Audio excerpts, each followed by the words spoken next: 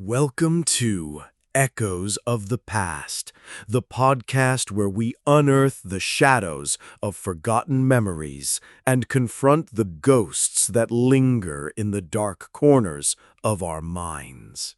I'm your host, Your Name, and tonight we're diving into the chilling tale of Penny, a woman haunted by a past she can't fully remember, trapped in a dusty attic filled with relics of a life she thought she'd left behind.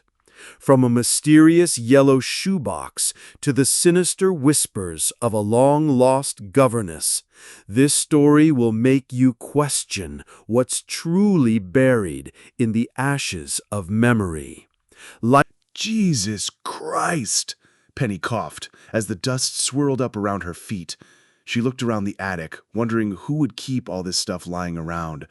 Just within her field of view, she could see old boots, a mannequin in a faded black dress, and an old chest with several pairs of boots hanging out. Penny idly wondered if her grandmother could be considered a hoarder as she took another step into the dusty attic. She stopped in her tracks once more as her foot slipped on something.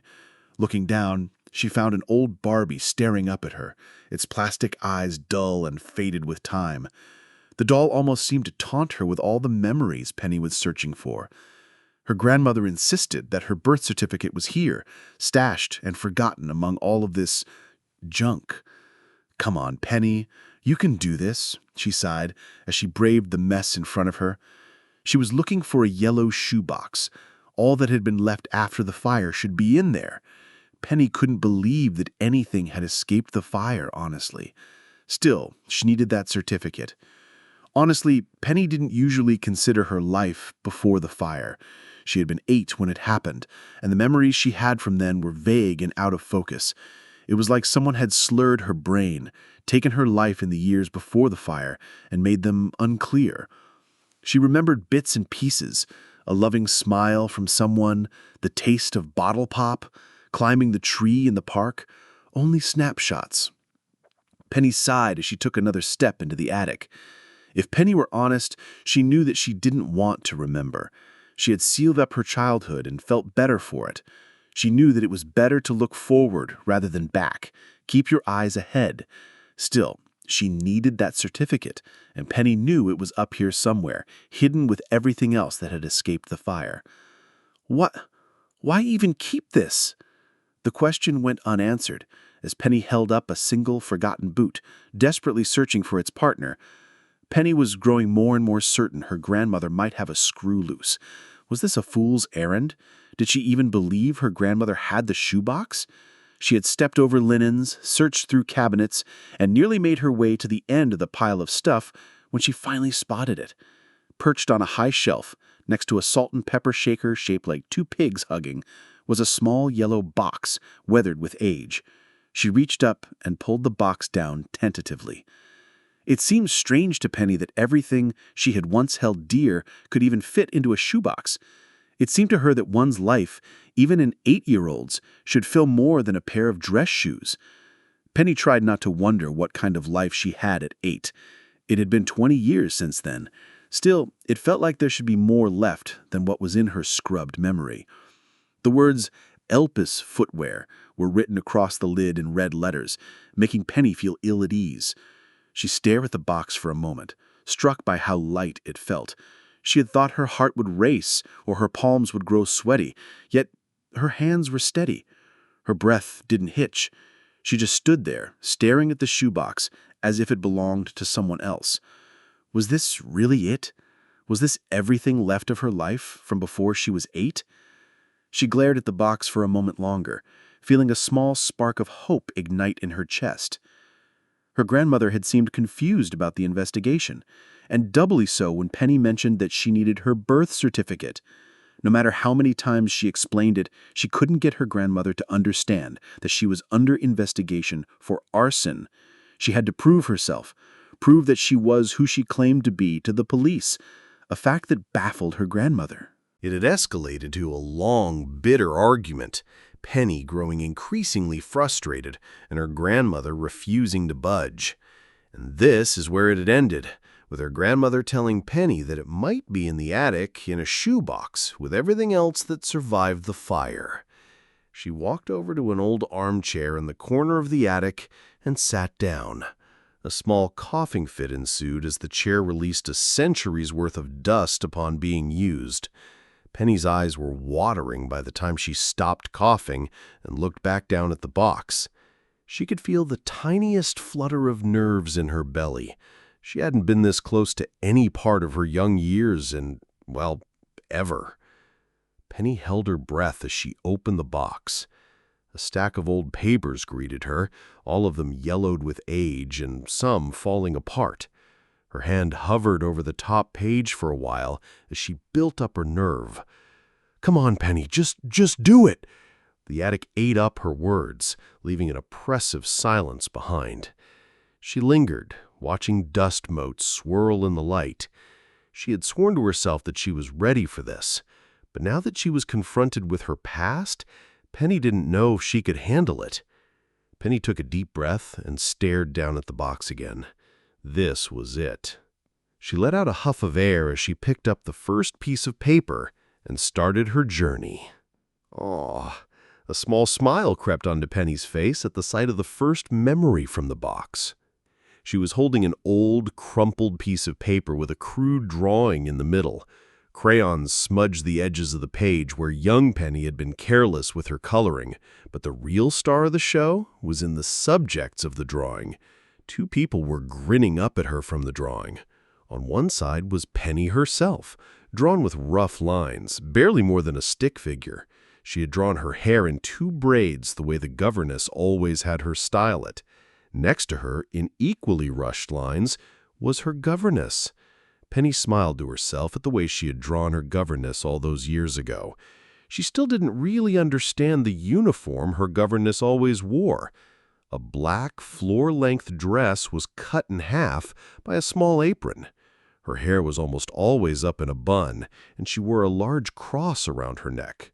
The dress never seemed to change, crease, or stain. It was always the same black dress and white apron, immaculately clean. The fall sun fell through the window above Penny's head and landed on her cheek. The warmth of the moment brought Penny back to the day she had drawn that picture. She could suddenly feel the summer sun on her skin, the light summer dress against her body, the soft grass beneath her. Penny was suddenly 6 years old again. It was a sweltering day in the park just outside her apartment. The towering gray buildings rose up all around her, blank windows staring down at the two of them. She was sitting on the lawn in the shade of an old willow tree, her notebook in front of her and her crayon in hand. She looked up at the governess and smiled. The governess was still dressed in her severe outfit despite the summer heat. This was just after my mom hired her, right?" The voice rang out through the attic, returning Penny's question to her. Penny looked up, trying to remember. Somehow the governess seemed to have been there forever, but thinking back, this would have been around the time her mother hired her. Penny looked back down at the picture and for a moment lost herself in the memory trapped there. Penny's smile mirrored the one she had drawn in her picture. This was a happy memory. This little girl had her mom, she had her governess, and she had her entire life in front of her. Somehow this drawing returned to Penny all of the happiness she associated with childhood. The childhood as it should have been. The smile was still playing on her lips as Penny put the first drawing aside and placed it on top of a stack of newspapers to her right. The next item in the box was a small Polaroid picture, lying face down. Penny vaguely remembered the Polaroid camera that she had gotten for her 6th birthday from her grandma. She knew her grandma had wanted her to have every moment of her childhood documented, which seemed more than a little ironic given the situation Penny found herself in now. At least her grandma had kept this box of stuff. Penny turned the Polaroid over and stared at it for a while. It didn't show anything. Well, nothing important. It was a picture of the dirty linoleum flooring.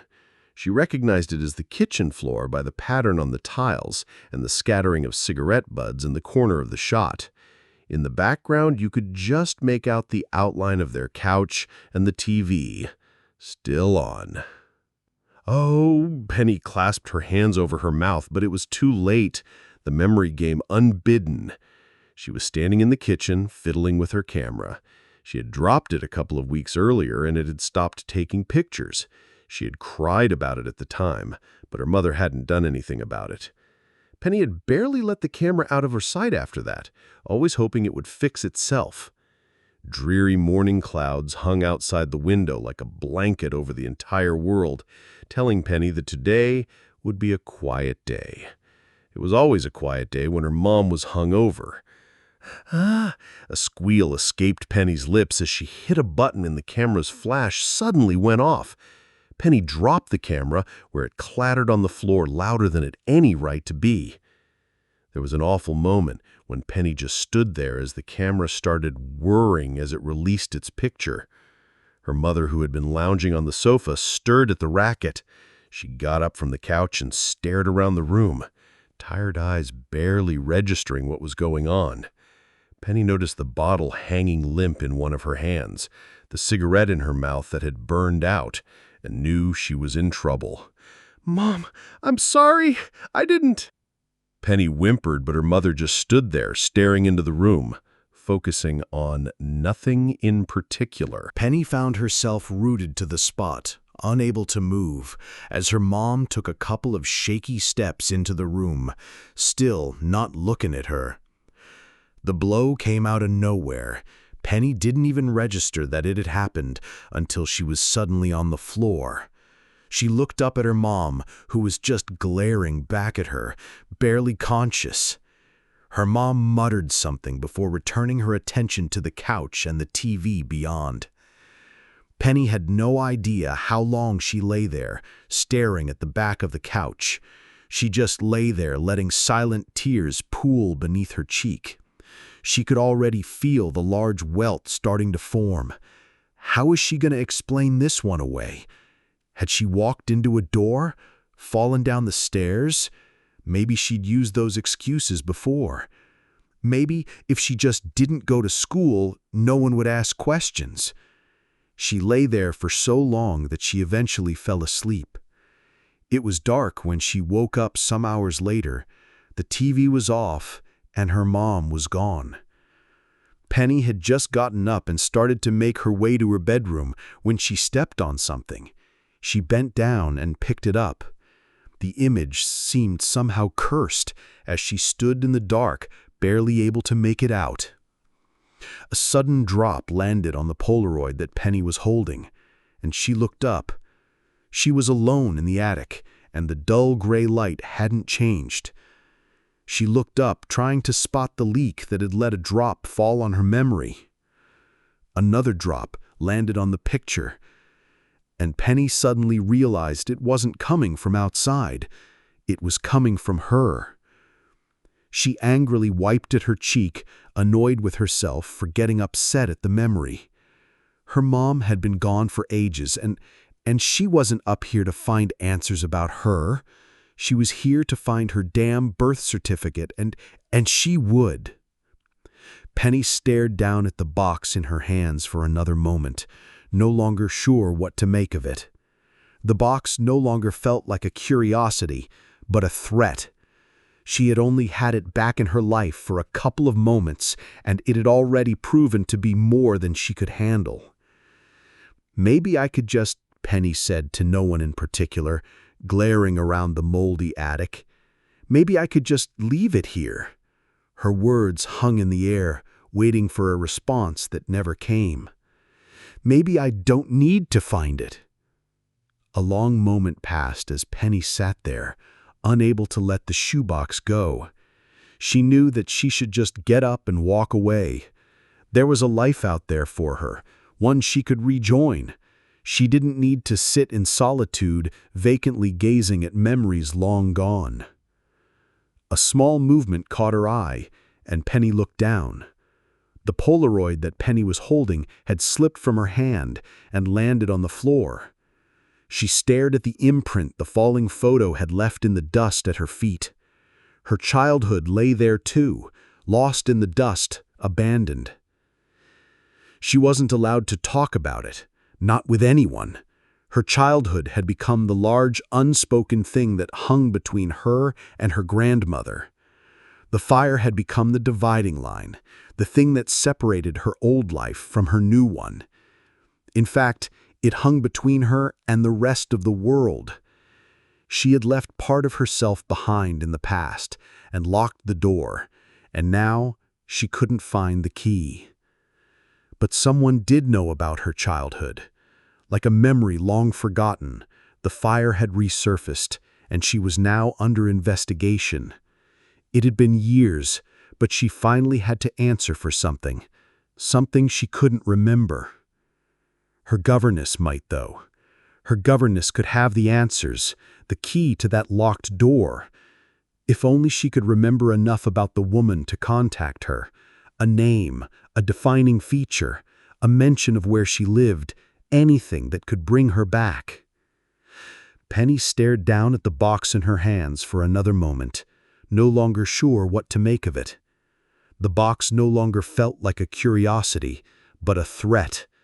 She had only had it back in her life for a couple of moments, and it had already proven to be more than she could handle. "Maybe I could just," Penny said to no one in particular, glaring around the moldy attic. "Maybe I could just leave it here." Her words hung in the air, waiting for a response that never came.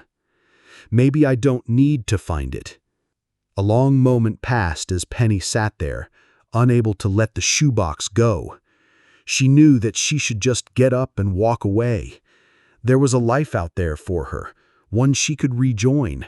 She didn't need to sit in solitude, vacantly gazing at memories long gone. A small movement caught her eye, and Penny looked down. The Polaroid had slipped from her hand and landed on the floor. She stared at the imprint the falling photo had left in the dust at her feet.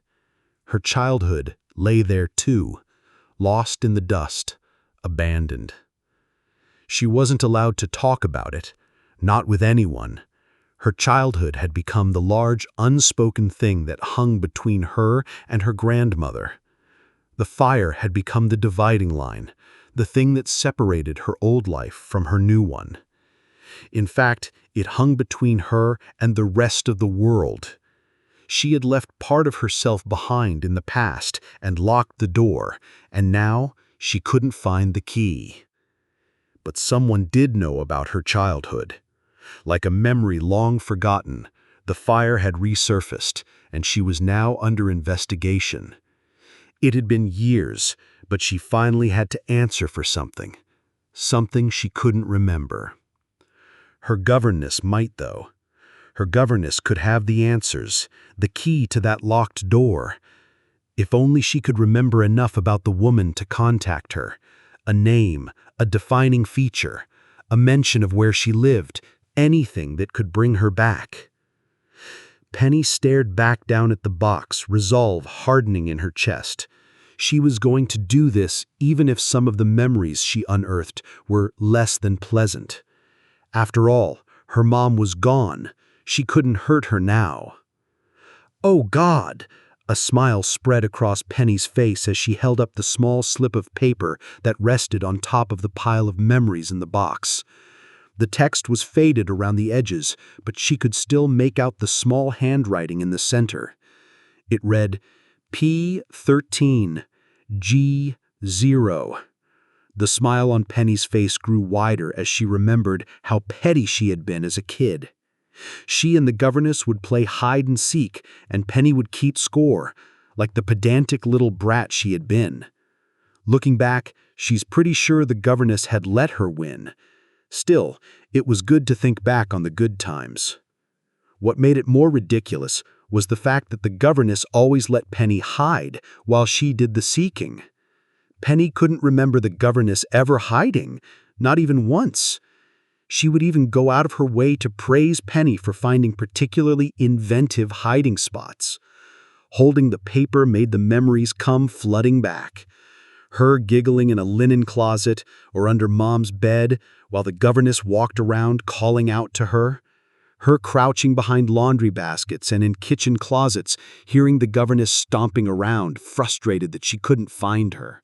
There was always something sinister about this log play session, now that Penny thinks back.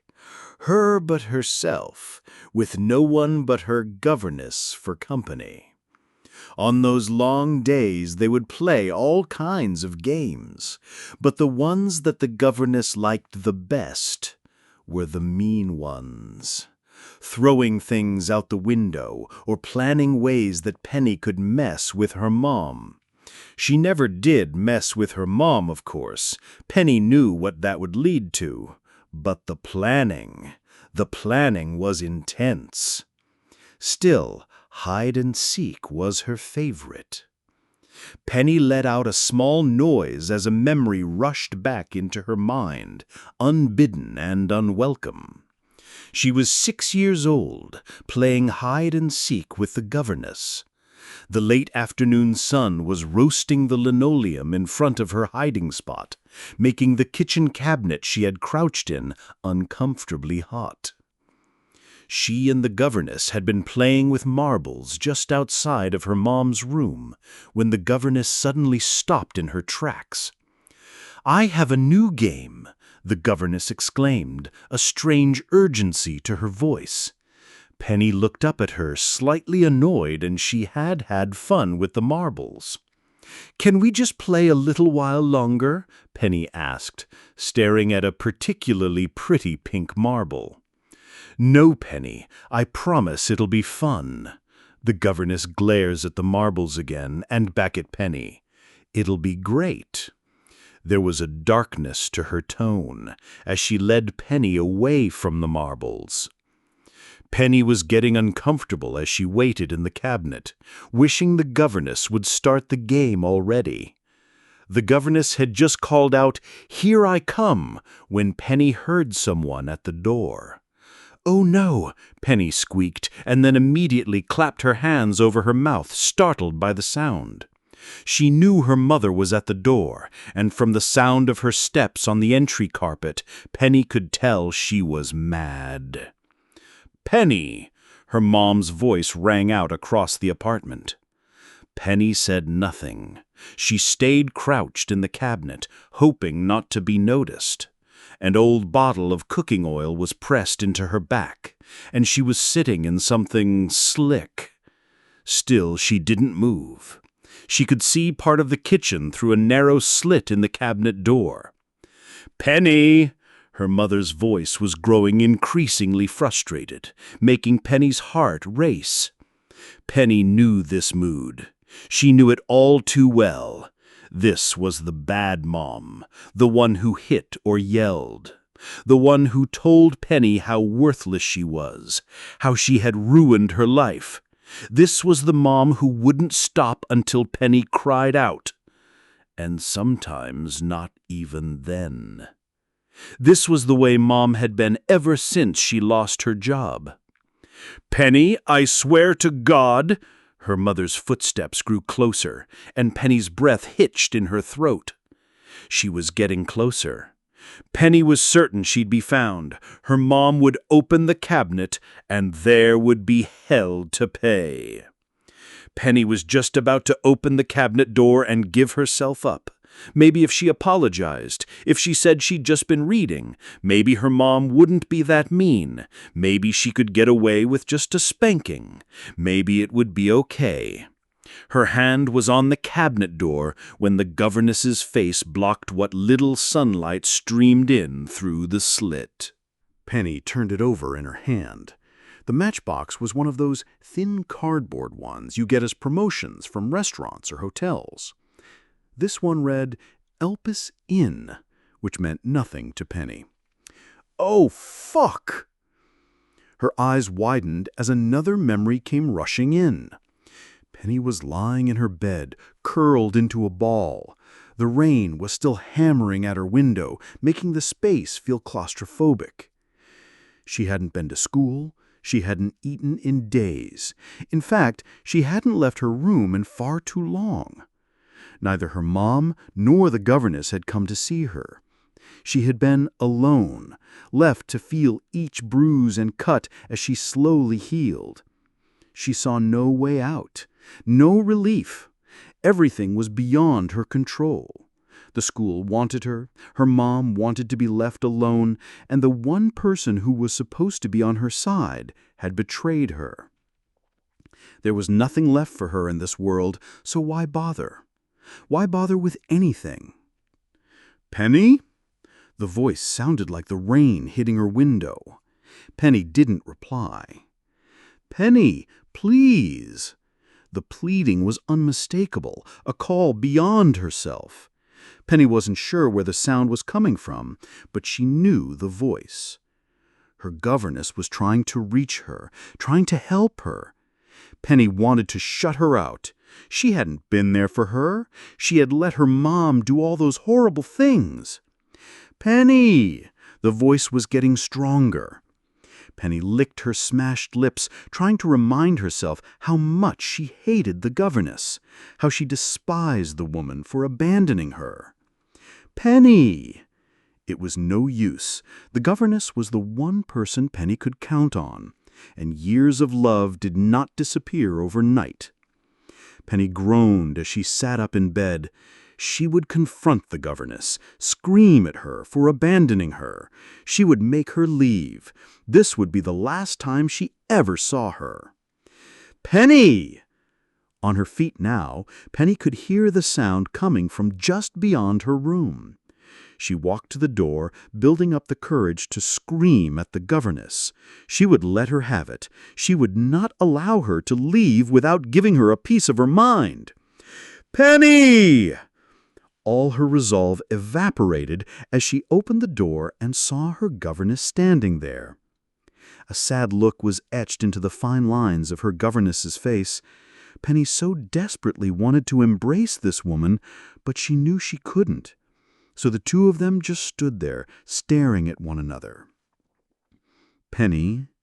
The governess looked down at Penny with a small smile on her face. Penny grinned back at her, unable to help herself. "Penny, I need you to trust me." Penny was taken aback by the harshness in her voice. The governess was sometimes silly, sometimes stern, but never harsh. Never like this. Penny looked up at her, seeing the expression on her face change. There was cunning there, and something Penny couldn't quite make sense of. Cruelty? A smile crept its way onto the governess's face, one that felt too wide, as though her mouth stretched beyond the borders of her lips and encompassed her entire face. Penny took a step back, unsettled by the person in front of her. She didn't like what was happening. She had never seen her governess like this, and she didn't care for it. The governess seemed to notice Penny's apprehension because the smile abruptly vanished, replaced with a look of concern. "Penny, do you trust me?" Something about the question made Penny pause. It felt important that she answer directly, honestly. She didn't know what was about to happen, but she knew this was a turning point, an important moment. Penny nodded slowly. The smile returned to the governess's face, but this time it was less wicked and more patient. She knelt down and put her mouth to Penny's ear. Penny stood there impassively as the governess fed her instructions. Penny turned her head reflexively, almost certain that she could still feel the governess's soft breath against her ear. But when she turned, she found herself alone again in the attic. She looked round, suddenly sure that she was no longer alone. She could almost feel a presence in the attic with her. Looking around, though, revealed no one. Penny was by herself. Then something moved. Penny's attention was drawn back to the matchbook, which seemed to have stirred. She was about to get up when she was suddenly drawn back into her memories. "Penelope, there you are," her mom hissed as she stared at Penny. "Care to explain this?" Her mom threw a folded piece of paper at Penny, who shielded her face, afraid it would hit her. The paper landed in front of Penny, unfolded enough for her to see what it said. Dear Mrs. Locke, as you have probably been informed, your daughter, Penelope, has not attended school for the last 3 months. We have tried calling, but we have been unable to get hold of you. We regret to inform you that this behavior is quite serious, and we have been forced to contact Child Protective Services. An agent will contact you to set up a visit at your earliest convenience. Regards, Superintendent Epimetheus. Penny stared at the note for a moment longer, not sure what this meant. The superintendent of her school was writing? Why?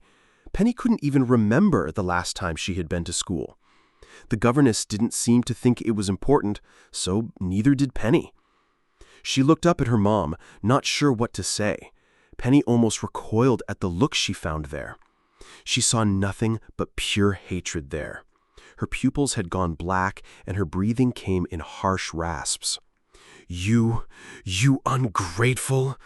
The words left her mother's lips in fits and starts, as though she were unable to contain her rage long enough to finish the sentence. Penny's stomach dropped. She knew what this meant, and she had to get out. Panic gripped her heart as Penny started running for the door. She didn't get far before her mom caught her by the scruff of the shirt. "Oh!" Penny clasped her hands over her mouth as she stared down at the note on the dusty attic floor. She had completely forgotten about that day. How could she forget about it? Thinking back, she could remember each blow, each curse, each foul accusation that her mom had thrown her way. They washed over her, threatening to drown her. This is what Penny wanted. She wanted to remember, but sitting there, in the cold autumn light, she wished she had never gone up here. Wasn't it a mercy to forget? To never have to relive her mom's cruel words, her hand on Penny's body? Another memory grabbed Penny and pulled her back under. Penny was lying on the floor of her room, staring at the piece of paper. She had chipped a tooth. A small pool of blood had pooled on the floor from her split lip, and she had no idea how she would ever explain this many bruises away. Oh, what did it matter? She wasn't going to go back to school anyway, and that was the only place she ever had to make excuses anyway. Her governess stepped into the room. She could see the sway of her long skirt, but she didn't look up. She had done nothing. She hadn't intervened. She hadn't tried to help. She was there, and she did nothing. She just let it happen. Penny had never experienced hate until this day. She hated her governess. She hated her for not helping. She hated her for standing by, and she hated herself for not daring to look her governess in the eye. All Penny could do was stare at the swaying skirt of the friend she had just lost. Penny, her governess's voice was filled with sadness.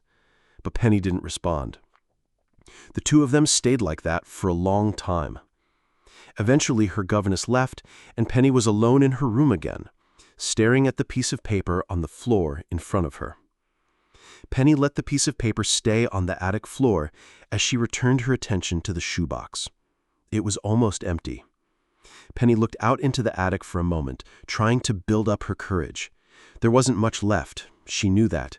She had come up here looking for a birth certificate, but that didn't seem to be what she had found. She wondered, just for a moment, if her grandmother had been right. Maybe it would have been better if she had just left this place behind. Maybe she should never have come up here. Maybe these memories were better left in the past. The shoebox in her lap felt infinitely lighter than it had when she first found it, and yet the heaviness of what it held couldn't be understated. Penny knew she could drag this out as long as she wanted, but eventually she would have to look down. There was no way around it. She had come here to confront her past, only now did she truly understand that. She had come here to look herself in the eye and understand what had happened. Penny let out a deep sigh and stared down into the shoebox. It was empty. Penny's eyes widened at the bare barrenness of the box, unsure of what she was seeing. This couldn't be right. There had to be more. But the box held nothing. Her heart quickened as she realized she might be finished. This couldn't be it. She had illuminated her last memory, and it couldn't just be the note from her school. That couldn't be the final thing her governess left her with. Not even her damn birth certificate was left. Penny tore through the shoebox, breath quickening as dread settled in her chest. But there was nothing there. The emptiness seemed to mock her. It whispered, "This is all you get." Her heart quickened as she turned the box upside down, tapped it against the chair, banged it on the floor, anything she could think of to knock another memory loose. Nothing came out. Frustrated, Penny threw the shoebox across the room, tears beginning to sting her eyes. Had this all been for nothing? She curled in on herself, letting the tears flow freely. It wasn't fair. None of it. She had come up here hoping to find her birth certificate, and not even that was left. The only thing she had received were memories of the cruel, neglectful woman who had birthed her, swirling through her skull, carving tracks into her personality. Penny glared at the empty shoebox, which had landed against a chest of drawers on the far side of the attic. She felt the irrational urge to go over and stomp on the thing. She was just about to do it when she noticed something. What the... Penny let the expletive hang in the air as she got up from her chair. She walked over to the shoebox and knelt down, picking up a small scrap of paper that had been resting just beneath it. A matchbox. Penny had no idea what she was doing out here with the governess, but she trusted her. They had been alone in the house for a couple of days, and it had been nice. It was always nice when Mom wasn't home. No one there to scream at her. But Penny's stomach had started acting up after the last of the food had gone. She spent an entire day clutching her belly and crying, while the governess stroked her hair and told her it would be okay. The governess had seemed different the next morning. Penny was still miserable, but the governess had told her to drink water because the two of them were going out that night. They had waited until dark, until the neighbors were in bed. Then she had told Penny to put on her jacket and follow her. They walked for what felt like hours until they found themselves in this parking lot. Penny still had no idea why they were here. "It's just a little longer," the governess promised, a smile tugging at the corners of her mouth. "Okay," Penny said, as her stomach gave another growl. She didn't know how much longer she could go on like this, but she followed the only person she truly loved as she turned the corner of the building. "Get that box over there," the governess said the moment Penny rounded the corner. Penny obeyed, dragging a milk crate over to where the governess stood by a row of dumpsters. Penny knew better than to question an adult, but she couldn't help feeling confused. Why were they here? What did the governess want in a dumpster? "Get on the crate and open this," the governess ordered. Penny climbed up and lifted the heavy lid. "Ah!" Penny clasped her hands over her mouth as she stared into the dumpster. There was so much food, all kinds. She saw packaged meat, a head of cabbage, and her eyes watered. A Starway bar lay near the top. The wrapper had a tear, and she could see the chocolate peeking out. She lost all self-control, snatched it up, and tore off the rest of the wrapping. She had never tasted anything so fine, so sweet, so delicious. She couldn't stop her eyes from watering as the chocolate melted in her mouth. Her tears hit the ground. Her sobs filled the empty night air. But she kept chewing. The chocolate was gone far too soon. She stuffed the wrapper in her pocket and looked up at her guardian. Was this what the governess wanted to show her? This secret wealth of food? A huge grin stretched across Penny's face as she looked at the kind expression of her one friend. She wanted so badly to hug her, but she knew she couldn't. "Take as much as you can carry, and let's get home," the governess said, still grinning. A crinkling sound brought Penny back to the present. She looked down to find she was crumbling the old wrapper in her hand. Slowly, she unclenched her fingers, letting the faded scrap fall to the attic floor. How had she forgotten this? How could she ever? After that night, the governess had taught her how to cook. She showed her how to turn on the old gas stove, how to prepare the meat, how to make sure it hadn't gone bad, and how to hide all the evidence of their nighttime excursions from her mom. The two of them would go out each night that her mom was passed out, or when she didn't come home. Her governess always made sure that it remained their secret, that her mom never found out. But as this became a somewhat normal occurrence, something shifted in the governess on the nights that Penny and she went out. A discontent that Penny couldn't understand at 7. Looking back, Penny thought she finally understood it. No child should have to live like that. No child should have to provide for themselves like that. Penny remembered the fish, too. She hadn't wanted to bring it home. It stunk and it was all slimy. She held it at arm's length the entire walk home, but her governess had insisted the way she sometimes did. There was an edge to that insistence on this night, a sly smile that was playing at the edge of her mouth. But Penny trusted her, so she had brought the fish home. Her governess has shown her how to prepare the fish so that it no longer smelled, frying it up over the open fire of the stove. The two of them stood in the kitchen making the fish palatable while her mom slept off her blackout on the couch a few meters away. Her governess had been very particular in the ways that Penny was supposed to put it in the fridge, using Mom's favorite bit of Tupperware to conceal it. Penny didn't question it. She never did. Even when her governess had instructed her to put the fish at the very front of the fridge, where her mom was sure to find it when she woke up from her bender. Penny had woken up the next day to the sound of her mom retching in the bathroom. This was nothing new. Her mom would often spend the morning throwing up after one of her nights. Still, this particular illness lasted days. It wasn't until she found the empty bit of Tupperware on the floor next to the ashtray in the living room of her apartment that Penny understood what had happened.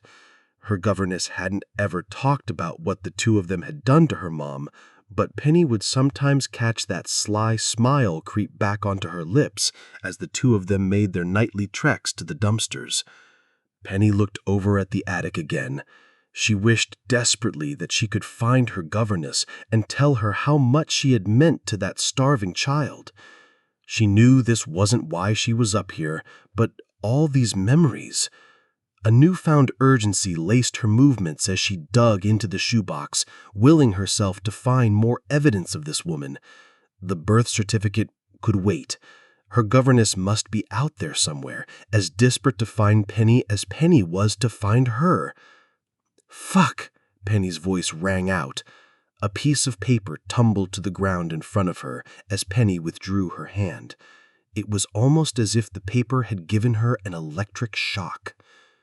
She stared at the faded yellow piece of paper on the floor for a long time, unable to take her eyes off it. The faded word "urgent" was stamped across the top in letters that might have once been red. Something about the word made her feel small. Small droplets of dried blood could be spotted around the edges of the paper, and even though the text was faded, I could recite the rest of the letter from memory. Penny sat there, frozen for a moment longer, hoping that she didn't have to relive this. This was one memory she could be without, one that she didn't want to return to. However, her exhausted mind had other plans, and no matter how much she fought it, Penny found herself traveling back to that horrible day. Penny was sitting in her room playing with 2 dolls, neither of which still had all their parts. She wanted to be outside, but the rain was pummeling the window, making any play impossible. Her mom was home for a change, which made all of this much worse. Penny was trying to be as quiet as she could, but her dolls were having an excited conversation that she was too caught up in to care about. "Penelope Locke." Penny's blood froze. Her mom's voice cut through the apartment with surgical precision. "Penelope Locke, would you care to explain this?" Penny had no idea what her mom was referring to, but it couldn't be good. Her mom rarely called her by her full name. In fact, her mom rarely acknowledged that she existed at all. This had to be bad. Penny looked over to her bed, wondering if she was going to have time to hide under there. Maybe if she ran, she'd be able to hide in her closet. It was too late. She could hear her mom walking down the hallway to her room, muttering Penny's name under her breath. This was bad. This was really, really bad. Penny didn't know what to do, nowhere to go, so she was still sitting in the center of the room holding her old dolls when her mom barged into the room. She didn't say anything. She just stared at Penny for a moment, then slowly shook her head. Penny stared back, transfixed by those steely blue eyes. And then the governess was gone. "Penny, you better be here," her mom slurred as she'd got closer. Penny could smell the acrid smoke wafting from her mother's cigarette as her feet came into view. She clasped her hands over her mouth, willing herself not to let out a single sound. They stayed like that for a long time, her mom and her, almost as if waiting one another out. Penny was almost certain that she had been found when her mom turned around and headed into the hall. Penny listened to the heavy footfalls as her mother moved down the hall, still searching. A sudden crash and squeal brought Penny up short. It sounded like something bad. Penny stayed in her cabinet, not daring to move, her heart pounding out of her chest. She stayed like that for too long, until the governess suddenly appeared once again. Through the slit in the cabinet door, Penny could see a wicked grin stretch across the governess's face. It seemed almost cruel to Penny. "You can come out now," the governess grinned. Penny touched the cabinet door gingerly, listening to the squeal of the hinges as they slowly turned. Her body ached, and she had the uncontrollable urge to stretch as she finally released herself from the cabinet. Is it safe?" Penny whispered to her still grinning governess. It is," the governess confirmed, unbridled glee lacing her words. Penny still walked on tiptoe, not daring to believe that her mom was no longer angry as she stepped into the hall, followed by her governess. Her mother was lying in the doorway in front of her room, a broken armoire next to her. Penny stared at her mother, who seemed to be asleep, not sure what to do. The heavy rise and fall of her chest was the only indication that she wasn't dead. Penny looked down at her mother's feet, only to see marbles resting there. "We need to clean those up," the governess hissed as she noticed Penny staring. "Is she okay?" Penny hissed back, still unable to speak properly. "She'll be grand," the governess assured her.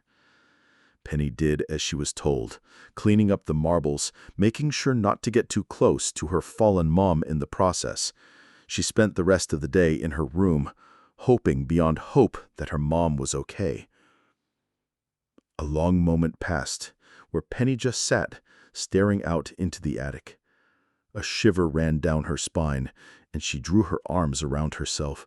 It was getting colder as the day wore on.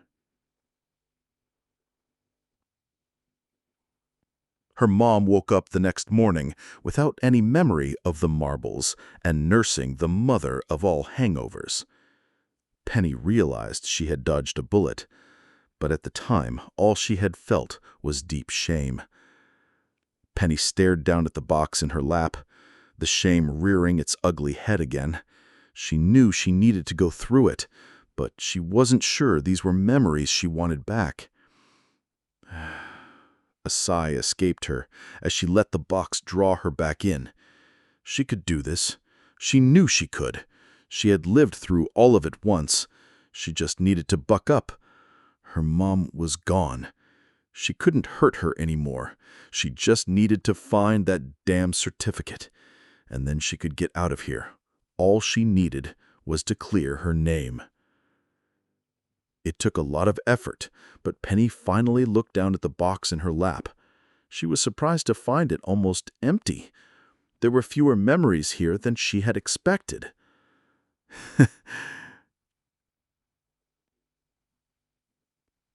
Penny's short laugh rang out through the attic. as she picked up the next piece of scrap. It was a wrapper for a chocolate bar called Starway. They didn't sell those anymore, and Penny honestly forgotten about them.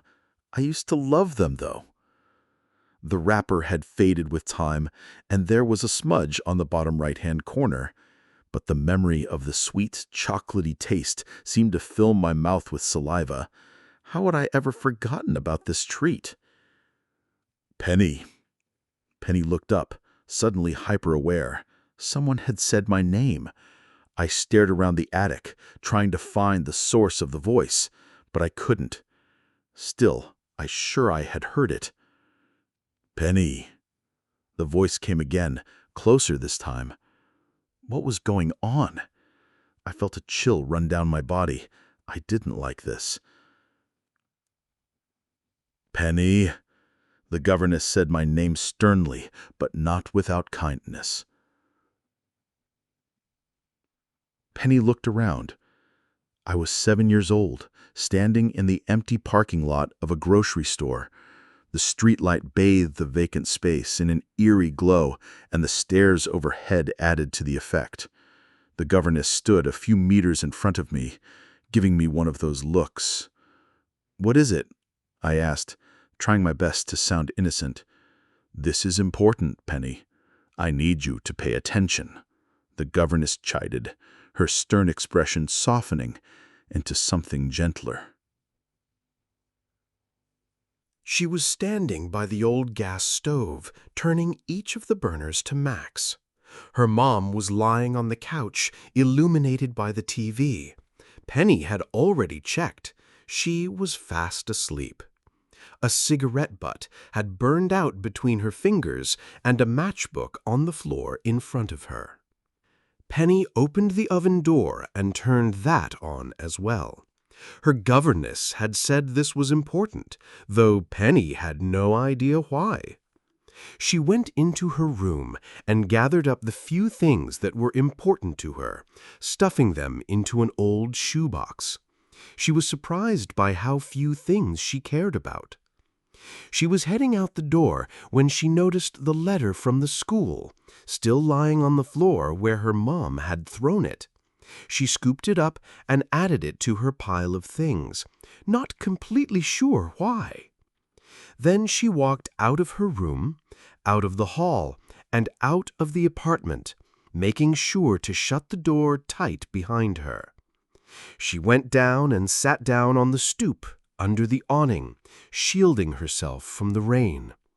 Her governess came to sit next to her after a while, and together they waited.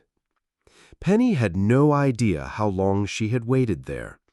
It could have been hours. People walked past, getting in and out of the building. None of them bothered her. Most were used to seeing Penny by herself. The rain kept on bearing down. Penny wished she could go back up to the apartment or go out to play. She wished she could do something to deal with this boredom, but her governess had been quite strict. She was supposed to wait here. The explosion sent a shudder through Penny. Her heart leapt, and for a moment she seemed to exist outside of time. The moment stretched into infinity as Penny's world crumbled. All that she knew ceased to exist and was replaced by uncertainty. Penny closed her eyes and folded in on herself, trying to shut out the world around her, as the explosion gave way to wails and screams of agitation. She could feel her governess's presence nearby, trying to comfort her. Deep down, she knew what this meant. She knew that there was no more home. Somewhere beneath all her fear and uncertainty, she understood the nightmare was over. How long she stayed like that, Penny couldn't say. But eventually she looked up. When she did, she found that it was not her governess's hand resting on her back, but that of a firefighter. "Honey, are you okay?" His voice was deep and reassuring, but Penny barely noticed. She looked around frantically, trying to find her governess, but she was nowhere to be seen. That was the last time she ever saw her governess, but far from the last time she thought of her. Penny thought of her all the time as her life moved on. When attending her mom's funeral, where everyone agreed it had been a horrible accident. When she moved in with her grandmother, who would be better for her in the long run. Even after she started at a new school. Her governess had left her behind, and now sitting here in the dusty attic, Penny thought of her again. She looked up and stared at the dust swirling in the shaft of light cast by the one window overhead.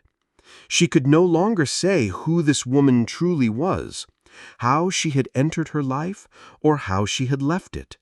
But she could still see the gray building where she had lived with her mom, where people were packed in, waiting for their lives to get better. But she had changed her life irrevocably. Penny stared around the attic for a second longer, all of a sudden sure that there was no birth certificate up here. However, the answers she had been waiting up here for her for 20 years. Penny had saved herself with the help of a woman to whom she owed her eternal gratitude.